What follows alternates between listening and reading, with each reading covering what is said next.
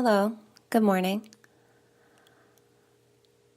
I am being guided to talk about the end of relationships today.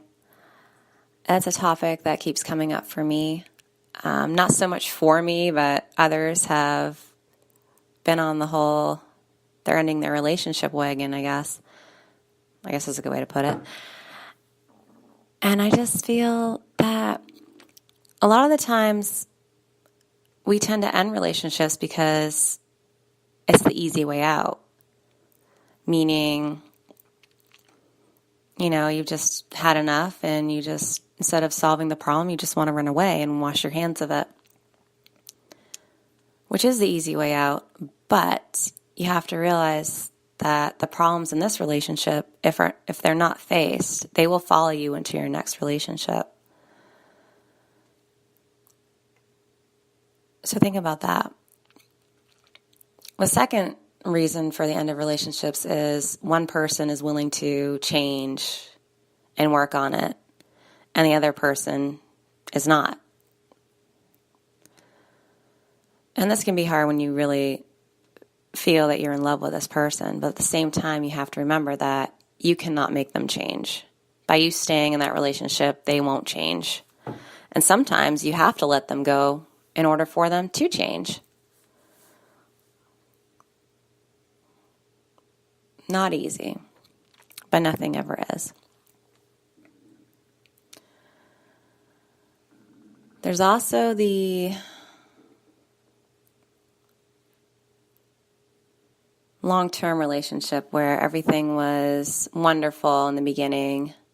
After a few years or even a decade, you decide that you both are no longer interested in each other and you want to end it. So that all goes back to, once again, figuring out if you're running from the problem and if one of you is willing to change and the other one isn't. Communication is key. You have to communicate your thoughts and feelings.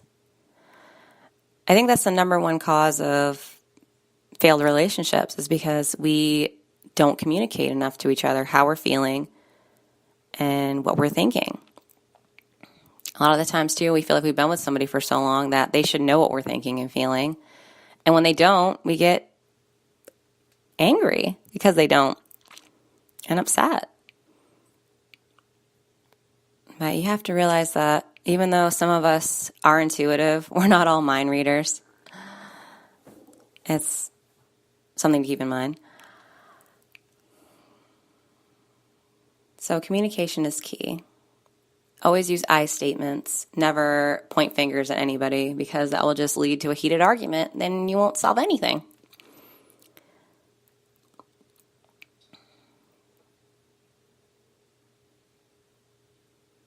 Always ask for help, too, before you start your communication with your partner. Always take a time to meditate and ask for guidance on it. For example, you could say, I'm having an issue with, my partner. How do I address it in a way that is loving and kind and also gets my feelings out and across? And once you've done this, it will be a little bit easier to communicate with your partner about the issue you're having. If it is decided the relationship has to end just for your own sanity, I say it like that just only because if you can only keep doing the same thing for so long expecting different results, and if things don't change, it doesn't help your sanity and you may need to move on. So if it is time for that, ask for guidance on how to do that smoothly and without pointing fingers and blaming. And you'll realize the words will come. You'll be able to talk with your partner about why it has to end and what you need and how you feel. And that's what really counts. We have to stop worrying about hurting others' feelings. There's a way to do it, to talk to somebody about how you're feeling without hurting them. I mean, it's gonna hurt anyway, no matter what way you do. But there's a way to do it so it doesn't hurt as much. And we need to ask for guidance and meditation on that.